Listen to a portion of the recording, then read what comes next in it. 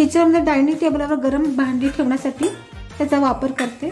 माझ्याकडे काचेची शेगडी होती, ती शेगडी फुटली, त्याच्या बदल्याला मी दुसरी घेतली आहे। पण अशा आपल्या घरात भरपूर वस्तू शिल्लक असतात, त्या आपण यूज करू शकतो। मी आपल्या चॅनलवर वेगवेगळ्या प्रकारचे व्हिडिओ अपलोड करत असते, तेव्हा असे थोडे थोडे तुकडे शिल्लक राहतात। त्यापासून आज टेबल मॅट शिवणार आहोत। ते कसं शिवायचं ते आता बघूया। हे असे एकावर एक 5 ते 6 तुकडे ठेवलेले आहेत। त्याच्यावर उभ्या आणि आडव्या टिपा मारून घेते। एका डब्याचं टोपण ठेवून त्याला एक शेप काढून घेते। हा असा मी शेप कट करून घेतलेला आहे।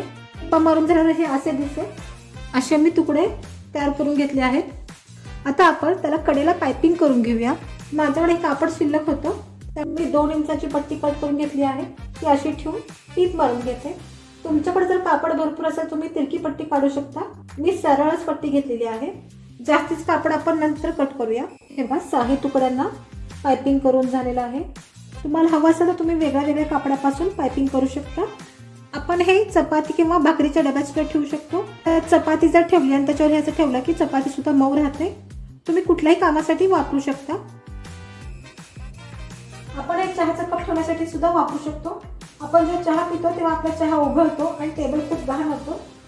जे आपण स्वयंपाक करतो त्यावेळेला आपलं गरम भांडं असतं, ते गरम भांडं पण आपण याच्यावर ठेवू शकतो आणि दिसायला सुद्धा खूप छान आहे। आपण अशा जुन्या नवीन कपड्यापासून वेगवेगळ्या प्रकारची वस्तू बनवू शकतो। माझ्या चॅनलला तुम्ही लाईक करा, शेअर करा, सबस्क्राईब करा। अशा प्रकारचे वेगवेगळे आयडिया तुम्हाला बघायला मिळतील।